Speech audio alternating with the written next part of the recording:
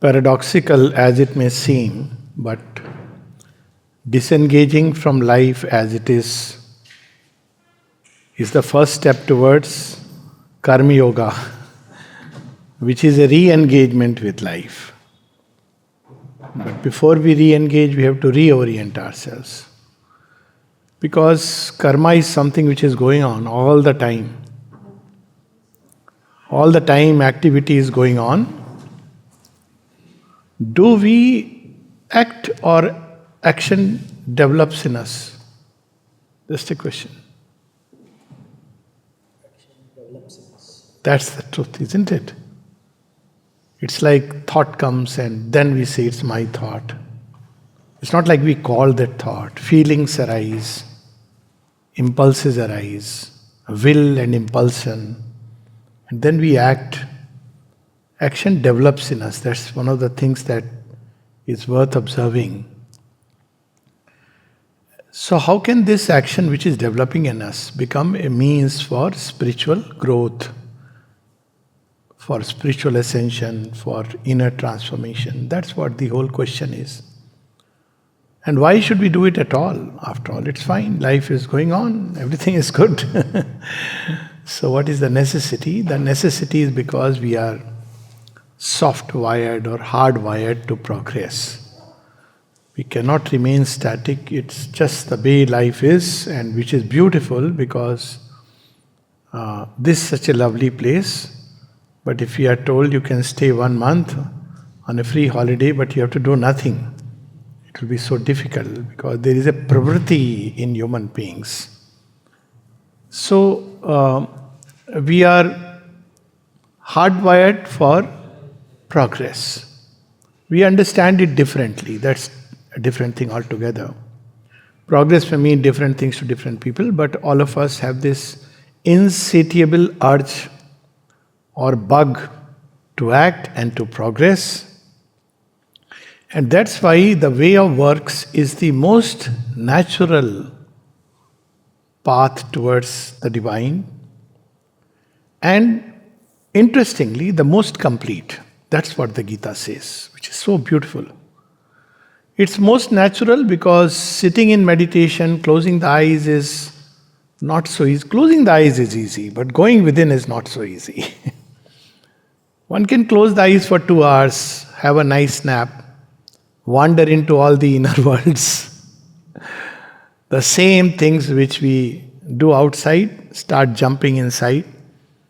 And then we may come out 2 hours later, completely the same, unchanged. It's not easy because by nature we are tuned, the senses are turned outward. That's how.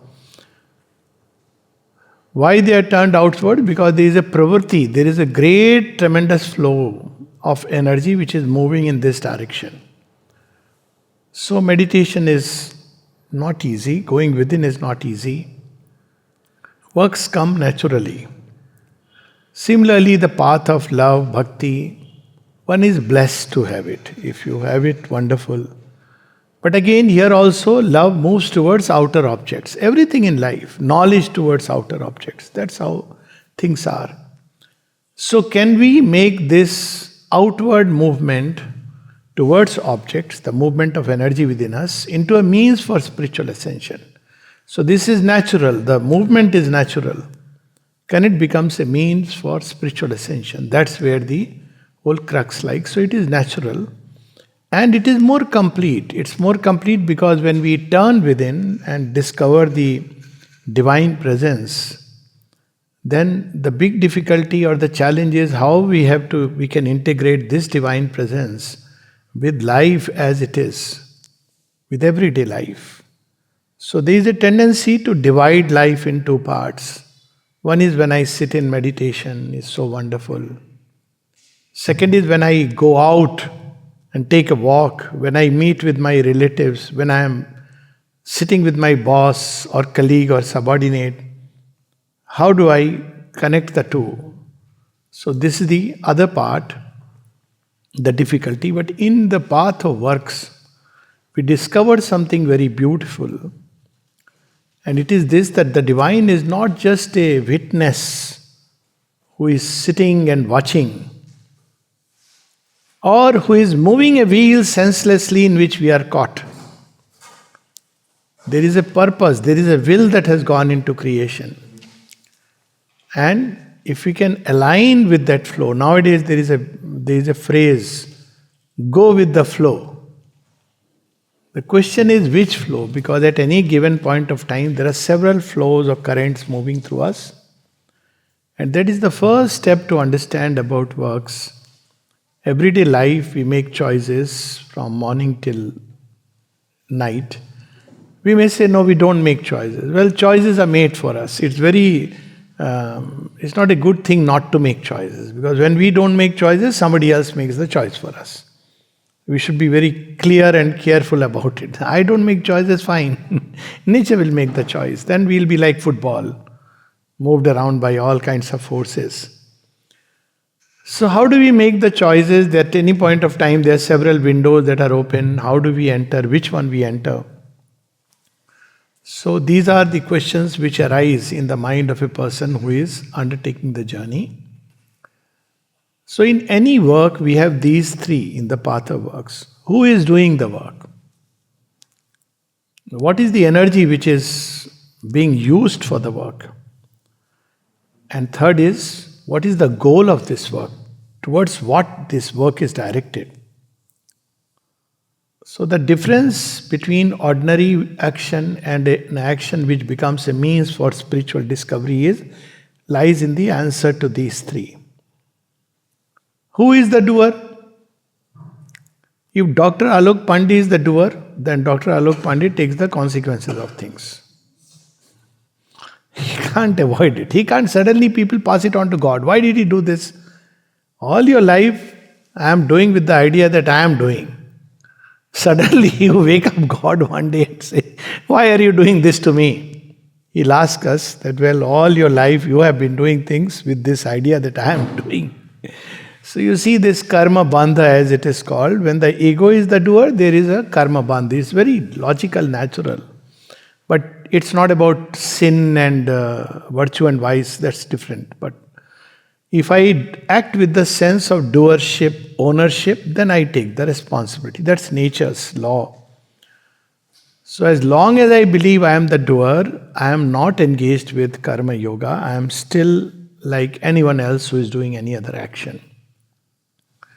Similarly, when we look at the energy, now there are several kinds of energies under which we can act. There is an energy which is an energy of fear. People took a lot of vaccines because of fear. Right? The same thing one can do with an enlightened will. Or one can act under anger. One can act under hate. One can act under compassion. When Sri Krishna takes Karna off the battlefield, slightly away from the battlefield, and there comes a point of time when his wheel is stuck in the ground, and he is trying to invoke the Brahmastra, but he fails. He is not able to remember. And Sri Krishna tells Arjuna, you use the Anjali Astra to kill him. Is it an act of deception or is it an act of compassion? See, same act we will interpret according to our understanding. Oh, she is Sri Krishna, he should have just waited. How Karna all is now, I'm just giving that what can be the different motives. It's so important. In Indian thought, motive is far more important than the outer action. So look at the motive. Karna is basically a good guy, but all his life, his ambition had the better of him, the spirit of competition, because of which he could never really release that deep goodness. It's a life that is suffering inside. It has to go because that is the will of the divine on the battlefield. He could have asked Arjuna to use a Divyastra and finish him, and it was possible. He doesn't do that. He gives Karna a chance to, have his face saving. Even in his death, people will not blame you. They'll blame Arjuna. They'll blame Krishna. So you are dying that way, but you have to go because your actions are not according to aligned with your own deepest soul. It's not aligned with the will of the divine at a given point of time. So when Shri Krishna acts, he is acting in divine compassion. See, compassion can do this act which is so different, we cannot imagine. For us, compassion is, oh, no, no, no, Karna, you're a good guy, I'll spare you. He tries that, of course, so that, when he tries to change Karna, I'm just saying with an example because Gita is the greatest gospel, and if we understand the inner state of Krishna, we'll understand many things. Why does Sri Krishna go and ask Karna to change side? Is he trying to lure him? No, he is trying to save him. He knows if you stand on this side, you are going to be finished. Such is my will. Such is the divine will. So he gives him a chance. He gives a chance to save the massacre. Maybe if Karna shifts, Duryodhan will get some sense into his head. Now you see, the inner motive. There is a line in Sri Aurobindo's poem, who he slays without stint and is full of compassion. He wars for the world and its ultimate years. Now, this requires that the mind should be free of all dogmas, viewpoints, opinions, even our idealistic notions, virtues, vice. Otherwise, we will not be able to act. That was the state of Arjuna. He would have said, no, no, no, sir, what you are asking me to do is bad, evil. That's how people interpret even till today. Because as long as we have preferences, we cannot make the right choices from the point of view of spiritual ascension. Preferences means I place my self-interest before other things. Preferences means my family, my people, my state, my country, humanity, all these come before as considerations than something else. What that something else is, Sri Krishna will tell us. So as long as the ego is the doer, there will be preferences, opinions, viewpoints, virtues, vices. This is the play. And there is nothing wrong in living. Again, it's not about right and wrong, or good and bad, but it's a limited play. This play keeps us bound like a seesaw. Whereas Gita is the gospel of freedom through works. So, Mother gives a simple mantra to choose without preference and execute without desire. So, desire, now comes the next thing. Well, who is the doer? What is the goal? So, most often, goal is some kind of personal satisfaction, gratification. It could be gross, it could be subtle, it could be 101 things. Again, as long as I am acting for my own personal gratification, then the action is of an inferior kind. For example, I may go and do a Bhagavad Katha. We have Bhagavad Saptah, But my eye may be on the GPay account or the pot of money as dakshina that I am going to get. That's not spiritual action. So outward action is not the real criteria. It is what is my goal.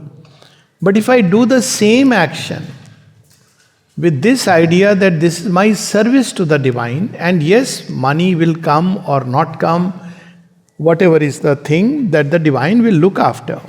We need sustenance or whatever.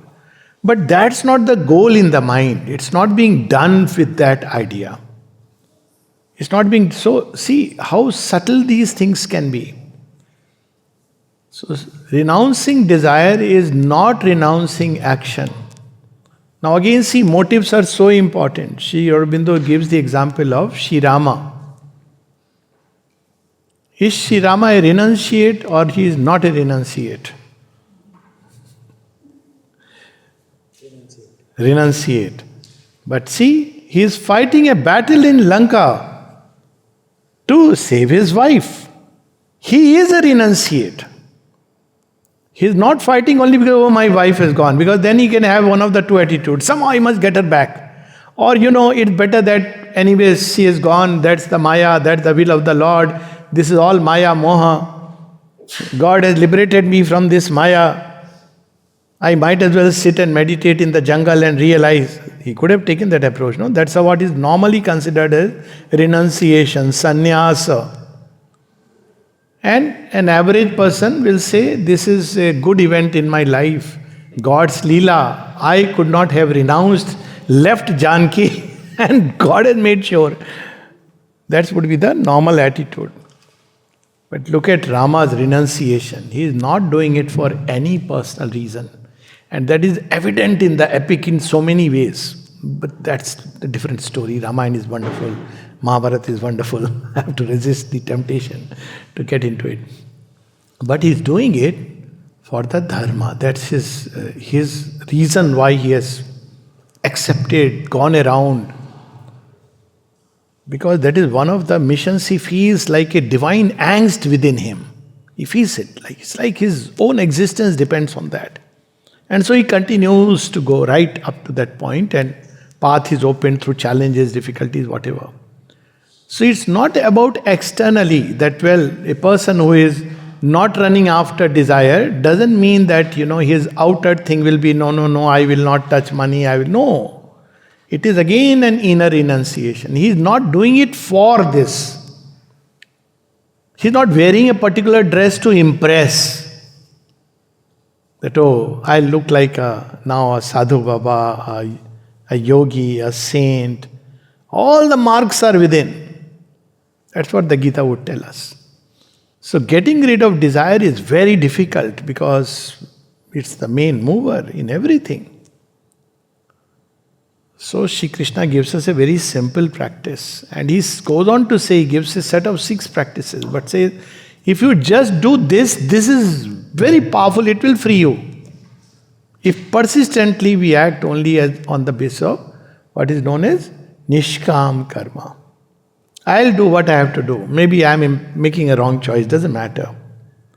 But one thing should be clear, I'm not doing it to satisfy my desire. A lot of things will be, a lot of complications in the world will go away. A lot of quarrels, fights. It's a one-point solution.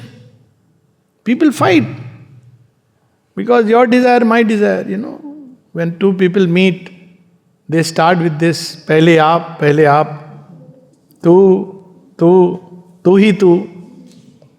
After some time it becomes tu or main.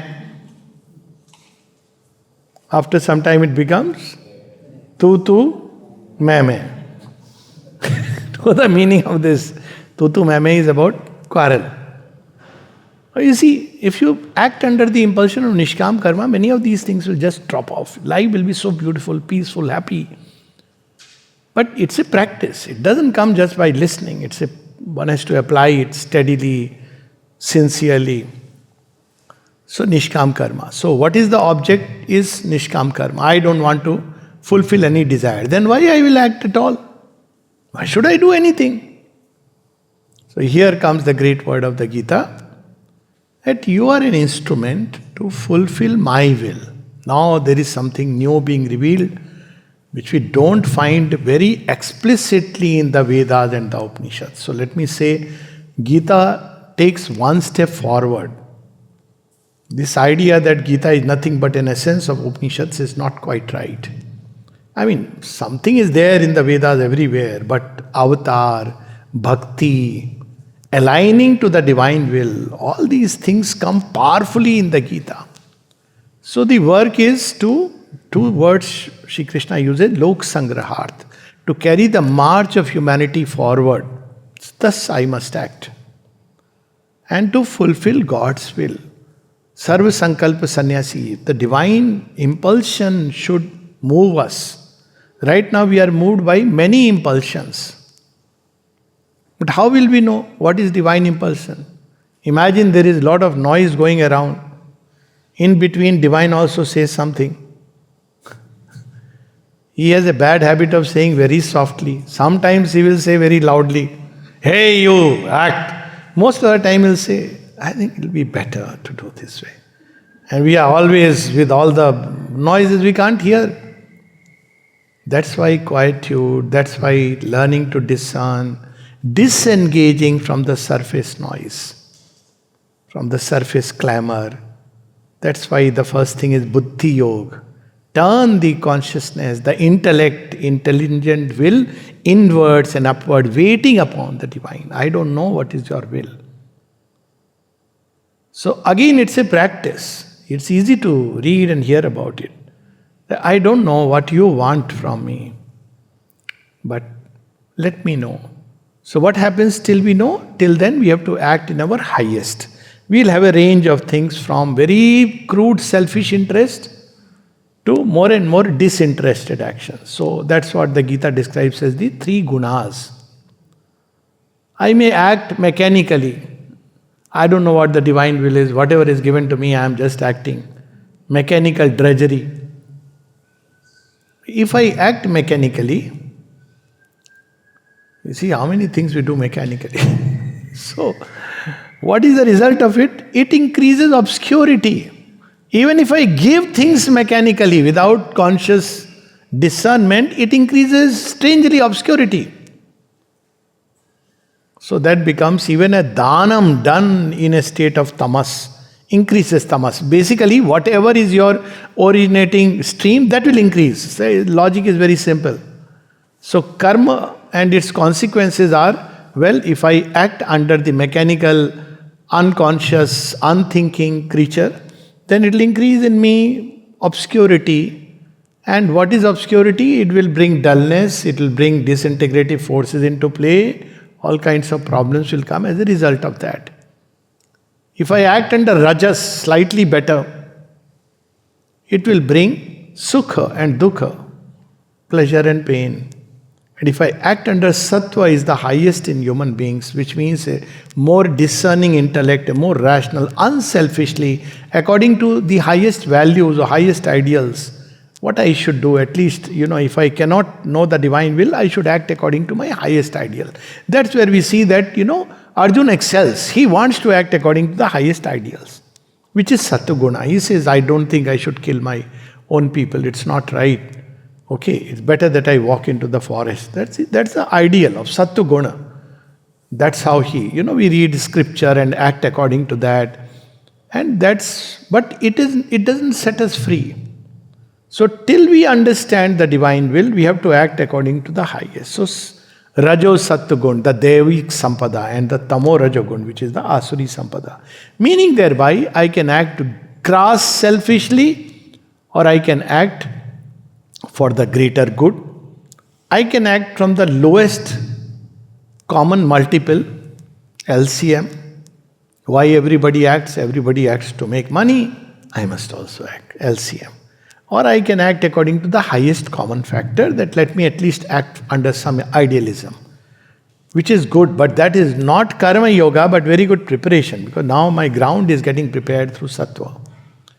So all this is part of the yoga works. So who is the doer? Towards what the goal is to serve the divine, to express the divine. For that I have to tune myself to the divine, so I have to become quiet. To become quiet, I have to do nishkam karma with the only idea. So all this is package.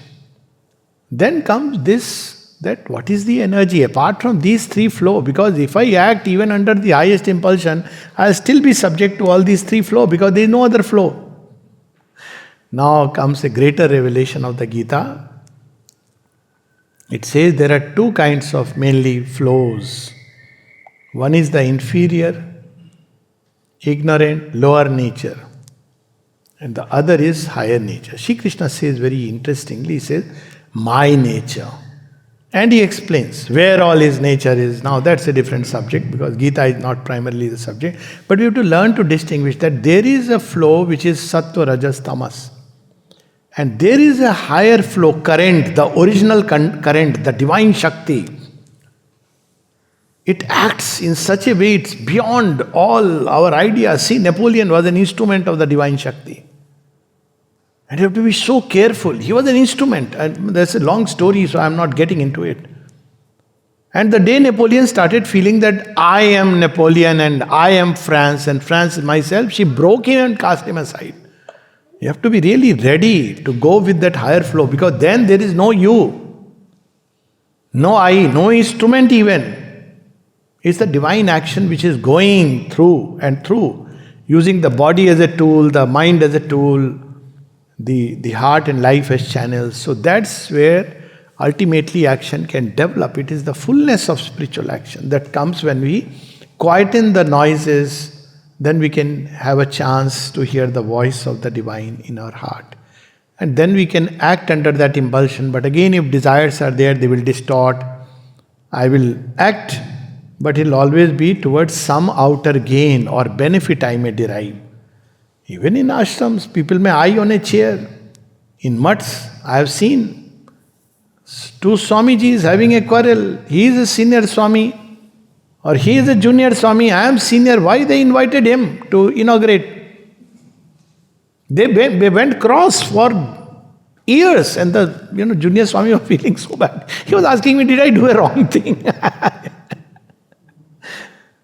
It happens. So you see, it's not about the outer action. All actions can be either done from the lower nature or it can be done under the divine impulsion. Every action, which includes waking up, sleeping, eating, walking, listening, bathing, relationships, communicating, every war. All this can be done from a higher or from a lower nature, not just standpoint. Standpoint shifting is one thing, but opening to that higher impulsion, it requires still greater practice. So if we can do it, this path, in the beginning it feels difficult, because while engaged in action, you have to look inside your attitude, you have to keep turning inside, your intellect has to be open, you have to be conscious why you are doing what you are doing. See, meditation, you are given a time. 2 ghantas, 6 to 8, you sit and meditate. So it's fine. But this is an ongoing process. It's not something which you can do separately. So it's difficult in the beginning. The beauty is, as you proceed on the path, it enters into a grand trunk road. Widest path. Wherever you are, whatever you may be doing, you are constantly, it is the divine who is flowing, acting, thinking, feeling, willing through you. So you are in that state of constant contact. So it starts with little challenges, but still it is the most natural thing. But by changing the inner attitudes, inner motives, slowly making the choices based on our highest and then offering our highest also to the divine impulsion, by practice of nishkam karma, by practice of equanimity, because there will be a test. We can't just fool the divine by saying, so lovely, you have taught me nishkam karma. Ego must go away. Then lights will go away first. And then AC will not work in summer. Oof, so hot. But you thought the ego is gone. We can't fool the divine. So equanimity is a basic important practice. Should go on. Somebody insults you. Oh, you insulted me. You don't know who I am. Oh, okay. You have given away. So it's not as simple as simply giving a lecture or reading the Gita. It has to be, and it's only possible if one is vigilant and conscious, if one is sincere about the goal. Otherwise it won't work out. Somebody very dear to you, near to you, will pass an insulting remark. Oh, you don't know who I am? I am God's instrument. And God will laugh. You say, so? God is so angry. You feel insulted. Oh. I thought you said that, claimed that ego is gone. So, sincerity is basically required. And the last thing after which we'll open for questions is surrender. Because yoga implies there is something greater than us. Of course, it is the source, and in a deepest sense, we are one with the Lord. This is true. But this profound truth has to be realized by whatever path. If we do it without realizing that yes, I am God, that's what Ravana said, Aham Brahmasmi. So one should be so careful. It's true that in our deepest essence we are one with the divine. But till we realize it, we must know that consciousness here, trapped in form in a limited sense, has to move toward that. When it becomes one with that, one doesn't have to say that I am one with the divine. The divine knows it, and that's the end of the story. And whatever that personality is there, it is used by the divine for his purposes, for his work. You carry no stain of sin because you have surrendered completely. You have no fear, no grief. So surrender is not just I have told God and everything. Surrender actually means that from now, you see, when General Niazi surrendered, no, in Bangladesh, Bangladesh, he surrendered. General Arora was Eastern. So what does it mean after that? After that, they can't say, you know what, I have surrendered, but basically I want to keep all my weapons, and you have to give us 5-star accommodation. Say, look here, hello, you have surrendered. Yeah, we may give you, we may not give you. That's our prerogative. You have surrendered. So surrender implies from now on I'll be happy with what the divine gives me. He may put me on a, whatever star accommodation, on a nice surroundings with nice colonnades and, everything. Or he may put me in a hut with a carpet. So I should do neither. Sannyasi means, no, I will not sit in the 5-star hotel. It is, I'm a renunciate after all. No, I'll sleep on the floor. That's still the ego. That's attachment to the show of detachment. So if divine puts you, fine, it's his job. If today he has given you this, there's a nice line in Mira's writings. Says, Kaho to moti and mang jadawa, kaho chitkara kesh. Oh Lord, if you give me a string of pearls to put in my hair, I'll do it. But tomorrow, if there is nothing, I'll just let my hair lie loose, because that's your will. I'm not dressing myself to please anybody else, but for you to fulfill your will. So, surrender means that. Surrender also means that now I will obey the divine will. It's understood, implied. What kind of a surrender? If somebody keeps saying, I have surrendered, but I'm going to do whatever I feel like, you say better, you keep your surrender. Surrender implies that I'll obey your will. Otherwise, there is no surrender. And it's the best thing to do, because divine is wisdom, supreme wisdom. He knows what is best for us. Actually, it's the most logical thing. We cannot see more than one step. Even one step we see very inadequately. But if we listen to the divine wisdom and act according to that will, He knows what is best for us. It means to stay always cheerful under all circumstances, smiling. Because He is with us, isn't it? We trust all kinds of people in this world. Can't we trust Him who knows everything, who has brought us out? Who is mother, father, sister, brother, friend, beloved, comrade, playmate. I think it's more logical to trust. So the Gita speaks of a living relation with the divine, not just Brahma Jnana. So there are two Purushas in the Upanishad. Gita brings the third Purusha, Uttamam Purusha. That's how Purushottama in that sense. Uttama Purusha. Uttam Purusha is the divine with his personality. And it makes sense, because if you only talk about Brahman, who is an impersonal state, then where is all this personality, heart with love, mind with thoughts, life impulse, where is all this coming from? It's coming from the Purushottama. Only here it's in a miniature, deformed version, there it's the original. So it makes perfect sense. It means relating with the divine as a living entity. Most of us treat him like someone dead. So our surrender is also a dead surrender. Imagine, and with this I would stop. That mother is sitting here. Sri Aurobindo is sitting here.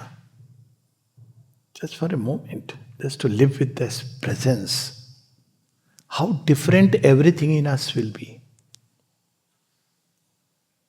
If any worry comes, we'll say, "Oh, mother, this is what is going on inside me," isn't it? After some time, when all the worries we have transferred, then we'll say, grow quiet and say, "Mother, just be with us."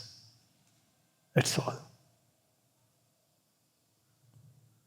When such a person does this, manmana bhava mad bhakta matyaji ma namaskaro, then sarva dharman parityaja. If you are walking with the Lord, then should you worry? You just do the Lord's bidding. Sarva dharman parityaja mamekam sharanam vraja. Aham tva sarva papebhyo mokshishyami masucha. Okay, so I'll have a bad habit of continuing to speak with all kinds of stories coming up, but let it be like a question answer session.